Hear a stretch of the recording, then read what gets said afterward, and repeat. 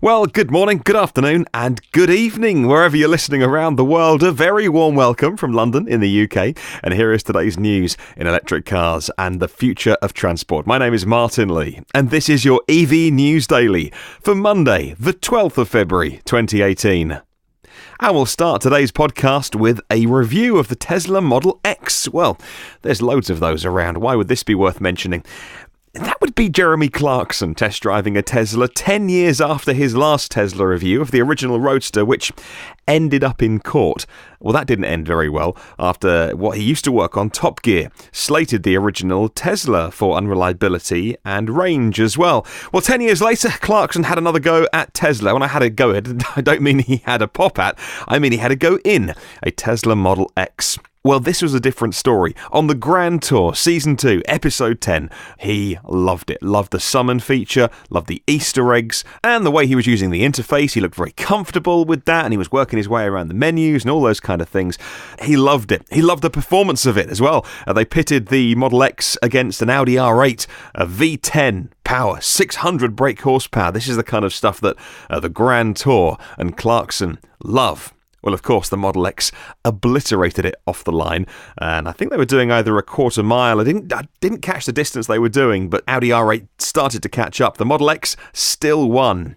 He did mention the range, of course, and he did say, well, batteries catch fire, as the Rimac did when Hammond drove it off the side of a cliff on the last series of the Grand Tour. And it's something that I've read about, over time, obviously interested in electric cars. You see people occasionally saying, but yep, they burst into flames though.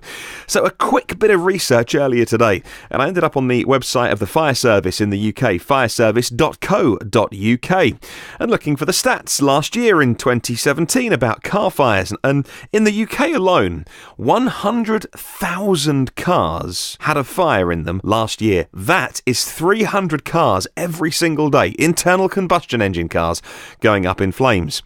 They go on their website to talk about things that you should look out for, the electrical systems in combustion cars, so you should check the wiring on a routine basis, because that can cause the gas to explode. You should check your petrol and gas lines regularly for undue wear, and ensure the connections are reliable. When was the last time you ever looked at the fuel lines? Never. Yeah, me too. And they say that you should never do any welding around cars because that causes them to burst into flames. So, although it's a common thing that people seem to say, oh yeah, but EVs, they burst into flames, I couldn't find any evidence in this country of EVs going up in flames, but 100,000 examples every single year of how driving around with a tank full of highly flammable fluid sloshing around isn't such a good idea. Yeah, that's funny, that. Anyway, back to Clarkson and the Grand Tour. I was waiting for the but moment, and it never came. Go and watch it for yourself. It's really interesting. Well, moving on to the World Rallycross Championship, and that could electrify in 2020. Volkswagen have been pushing to develop an all-electric rallycross supercar. The new electric cars will be based on a common carbon monocoque, according to this article in Inside EVs. And as it's an FIA series, they will be inviting tenders for the chassis kit in the coming weeks. Another electric series, following on from Formula E and electric GT with Teslas and the forthcoming Jaguar electric series as well. Now, a lot of car makers talk about electrifying their range, but what they really mean is some sort of soft, mild hybrid type thing. And it turns out that when you dig into all these announcements that have been made recently, a lot of the car manufacturers and the automakers are talking about 48-volt systems, mild hybrid systems. Costs about $1,000 for the typical system, which is far lower than putting a full hybrid system into your car. It's a 48-volt standard, so your 12-volt battery stays. The mild hybrid adds a 48-volt system as well. And that can do a series of things depending on what you want it to do. It's certainly the reason why a lot of automakers, when they talk about electrifying their range, they're talking about some soft hybrid options, because you get 70% of the benefits of full hybrid at just 30% of the cost. These systems can do a few things. They can allow the internal combustion engine to shut off whilst you're coasting or sitting still, and then it can be responsible for firing the engine back up again. It can also turn the engine off at speed. Some of these systems between around 34 and 99 miles an hour for up to 40 seconds at a time can turn the engine off, save fuel, and run on your battery power.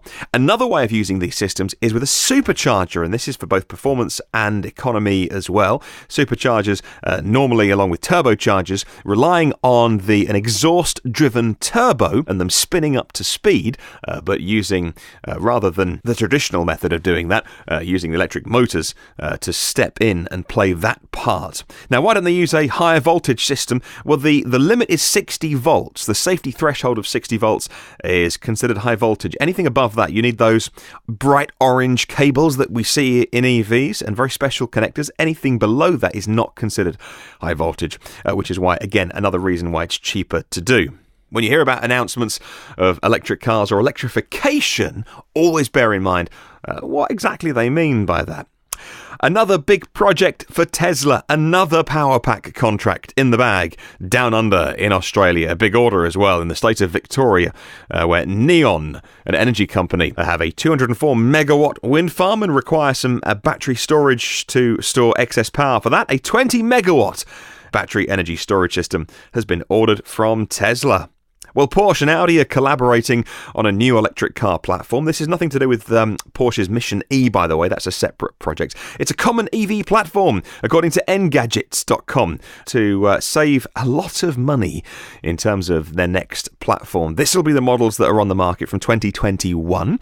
It'll save 30% for each company for Porsche and Audi. It will still cost, they say, low single-digit billion euro sums. That's corporate speak, isn't it? So 1, 2, 3, probably 4 or 5 billion is still what they will spend, a huge amount, for a new platform development for their electric vehicles.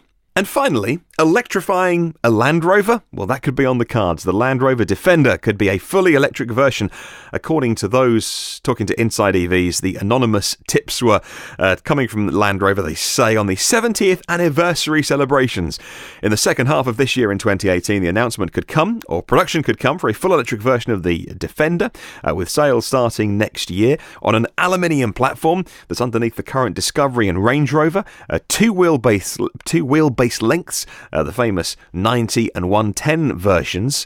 And a lot of people saying, well, why would you do this? And actually, once you've got some experience of being inside an EV, or maybe a few people have tried the new Jaguar I-Pace, which has motors front and rear, and which will do lots of clever things with controlling each of the wheels in terms of braking each wheel for stability control and all those kind of things. And then you realise putting that into a Land Rover Defender, something that does a lot of off-roading where you want maximum traction, maximum torque instantly, all of that power available, but all of it controllable instantly with no lag.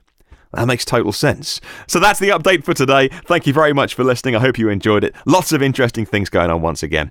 Just a reminder, listen to all of our previous podcasts on iTunes whilst you're there. Please subscribe, rate and review. Really helps us get up the iTunes charts. If you have an Amazon Echo speaker, maybe you got one for Christmas, be one of the first to download our brand new Alexa skill, either in your Amazon app or your Alexa app. Search for EV News Daily. Add it as a flash briefing. Every morning you can say, Alexa, play my flash briefing, and you'll get your favourite EV news. Well, come and say hi on Twitter. We're at EV News Daily. Have a fantastic day, and I'll catch you tomorrow.